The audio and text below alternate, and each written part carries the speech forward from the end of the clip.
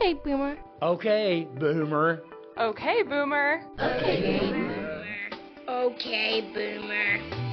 And this is OK Boomer Robert Rickman, who is drinking plenty of coffee, but is still tired of too many people having a monopoly on the truth. Some people call it tribalism. Well, I'm against tribalism, particularly between the generations, so the mission of this video is to bring the generations together so they can agree on anything. So, let's start out as far apart as we can get. This boomer lives in Chattanooga, Tennessee, while my millennial co-host, Laura Squigna, lives 5,000 miles away in Millennial, Italy. So seemingly we would have little in common, except...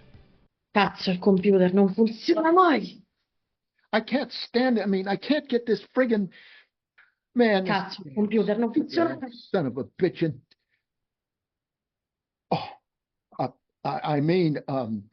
Goodness gracious, I seem to be having some problems with my computer. Me too. I'm very lucky you don't learn Italian. Well, yeah, and your English is good enough to know what I was saying. We're having problems with our computer connecting with this impossibly to utilize recording, and finally we're connected. And as a baby boomer, I grew up when things were very simple, and now they're very complicated. Now you're a millennial in the middle of Italy. Are you having the same problems? Yes. We are not born with technology, but we've seen its evolution. So from disposable cell phone, paid text message, and barely accessible internet at homes. So we're like a bridge connecting two different generations. And even if many of us are adapted perfectly to technology and use it every day and really, really know how to use it and how it works, many of us, including me, we use technology because we have to. We are used to do it. We know the basic function.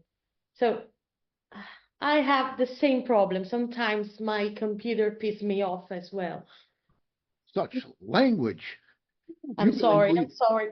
Oh, that's okay. You know your English. Yeah, I've learned English watching TV shows and films, so... Well, I think the things that bothered me, I was in a highly technical fields, aviation and broadcasting, during the good old days when the equipment was complicated, but you were taught how to use it. Now you walk up to a parking meter.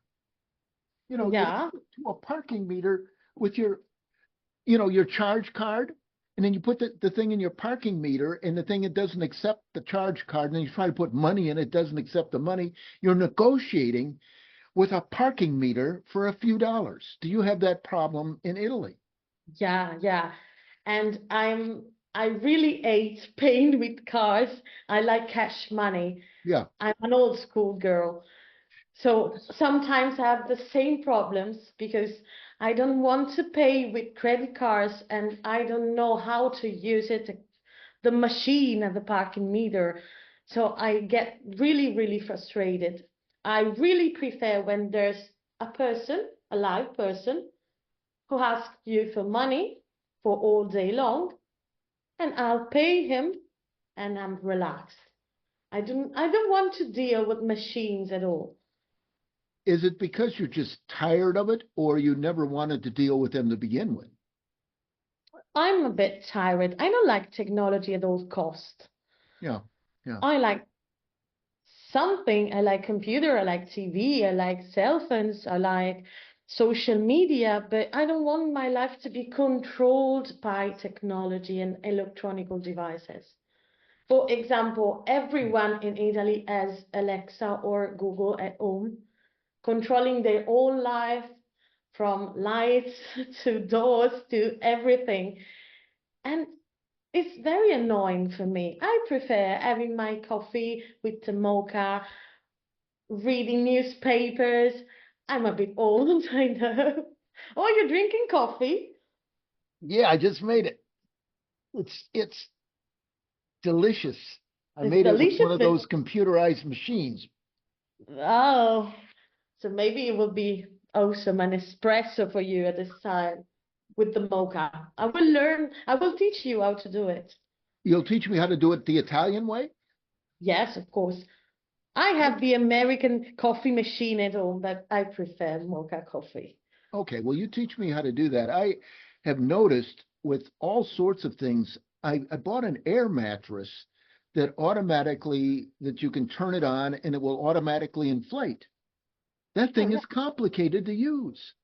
really? Yeah, and what I'm seeing is that there are more and more and more complications. When I started using Facebook, say in 2012, 2011, it was simple. Now it's complicated. There's the professional Facebook there, and then when you see those three dots or three lines, you've got all these options, most of Yeah. which you don't need. Now When, let me ask you as a millennial, yeah. um, do the other millennials and the Generation Zs, these are the people who are younger than you, are they totally immersed in technology in Italy? Oh, yes, the younger ones are very keen on the technologies because they're born with it. Okay, So they are used to use it because they are born with cell phones and computers on their hands. yeah, So they do good with technology. My generation is a bit different. It depends on the work you do, on how much you use technology. But I've seen that Facebook, as you were saying, is completely different, and I really liked it at the beginning mhm, when you register and you play games on Facebook. It was very easy, simple, easygoing. yeah, Now it's complicated, and uh, yesterday I was looking for my friend requests on Facebook, and I have many problems finding them. mhm, Because every time you learn something, the technology goes farther, mhm, and you need to learn something new. It's like a circle, yeah. and it's frustrating. Maybe for the older generation than for mine. It is because I remember the days when we used to watch television, listen to the radio. You turned on the radio, click, and you found the station, Yeah. click, and that was it. Now there's a word or an acronym. What's it called? FOMO. Yeah, What is that? I haven't heard of FO, whatever that is. that's new. FOMO, fear of missing out. Okay, I'm FOMO'd. I'm thoroughly FOMO'd. I feel at times that I have to, I had some logs cut and I put them on my balcony and I had to show everybody in the world the logs on Yeah, my balcony. And I feel that sometimes where I got to do something. yes, And that's then FOMO. when somebody takes pictures of their food, you know, you check it off, like, boy, that looks nice. I don't really care. Do you find the same thing where you got friends and then you click it off and you're just looking at the pictures and you're going, I don't care. I experienced FOMO for a small amount of time after COVID lockdown. Because when I've seen people on social media sharing their perfect lives, their perfect Mhm, vacation, I was a bit envious. At the moment, I don't care. mhm, mhm, I I scroll down Facebook or Instagram just to relax, but I don't. I do the things I want to do. mhm. I'm not forcing myself to do something just because you have to post it. But I'm really, really um, aware that it's a big problem for younger ones. They they they go to somewhere and they do things just because they have to do it, Mhm. even if they are not into it. That's a big problem that they are experiencing. Well, at Carbondale, where the campus of Southern Illinois University is, and you've seen this, there's a stencil just before the railroad tracks that says "See tracks, think train," and that's for some somebody on their cell phone, what do I do with it? See, that's another thing. You got all these conveniences, you don't know what the hell they are. Anyway, the kid's on his cell phone and he's looking down and he's not seeing the train and he's got earbuds. He isn't paying attention. Have you seen situations in Italy where you've got people walking across crosswalks looking down at their cell phones and then drivers looking at their cell phones? Yes, but mostly drivers looking at their phones. Really?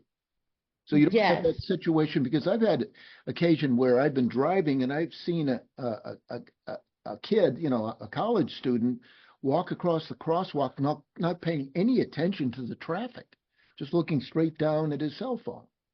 Yes, younger ones do this, but it's a problem of the older generation that In your they country. are driving and they are crossing the street and looking at their phones or their watches. Well, that's Yeah. that's a little different than in the U.S. because many times the older generation doesn't do that. It is the younger generation that's doing it.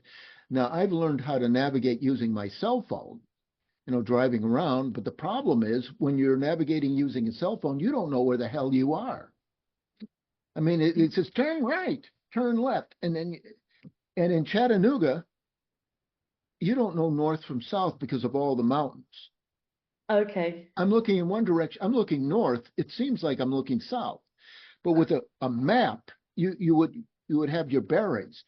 Do you think that people who overuse this digital media lack something after a while? They're missing Of something. course. What are they Of missing? course. Yes, we miss to be really capable of doing things. For example, I'm not able to read a map because I've never learned it. I don't Really? know geography because I always use my navigator on the phone. Or, for example, some of us can't count money very well because they use credit cards, so they Mhm. don't have to count. We are losing some abilities and we are learning new ones. It's like a change, something that is changing day by day. But for example, my mother, when we went at the beach, my mother read the map and she says to my father, turn left, turn right. We are not able, if our cell phones dies, it's a big, huge problem. We are like, uh, we are lost Yeah, because we don't know how to deal with real life. yeah, literally lost. Um, Yeah. I grew up with the age of maps. I'm trying to look for a map of Chattanooga, and they say go to a truck stop. There are no maps. It's kind of like flying an airplane. If you're on an instrument approach, meaning you can't see anything, you don't know Yeah. where you are, but you're following the instruments. Well, this is the same thing with a cell phone. You don't really know where you are, but you're making your left and right. And then do you have occasions where you go around in circles? Turn right, Yeah. turn right, turn right, turn right, and you're going. And you don't see anything around you. So you don't spot places. You only see the road and hear turn right, turn left, but you don't enjoy what is around you. Yep. Now, do you think you are a typical millennial in Italy, or are you different? Maybe I'm a bit different, but me and my friends, we are all the same. We don't like technology at all costs and everything we already said. But maybe it depends on where you live. The northern you go, the more technological you are, Mhm. because cities are more advanced. But I think I'm not so strange, but not the typical mm, girl of my generation. Well, I'm I'm not. really stick to traditions for something. Now say that again. I am stick to tradition for there's something that I like as it was in the past. I don't like advances. Well, I would say that I am not the typical baby boomer because I'm immersed in technology. And I told you about last week where every single possible thing went wrong, including that book I sent you. Yeah. My bank wouldn't pay for it, and I couldn't read the instructions because they were in Italian. It was Amazon Italian, and then you translated it, and then, and then they sent you another book. We were And a beautiful team together. oh gosh, and I've had problems with doctors. I mean, there's so many problems I had that one week with technology, and many of them were my fault. I forgot. I even forgot what the problems were. Yeah. So you are not a typical Italian millennial. I'm not a typical American boomer. So I think we should leave it at that. So Yeah. are you okay with it? Yes, and this is why we get along so well together. Okay, so you should give me an okay boomer. Okay, Boomer. Okay, millennial. So join us again next time for OK Boomer, where the generations join together so they can agree on anything. For Laura Squigna, I'm Robert Rickman, your OK Boomer. Okay,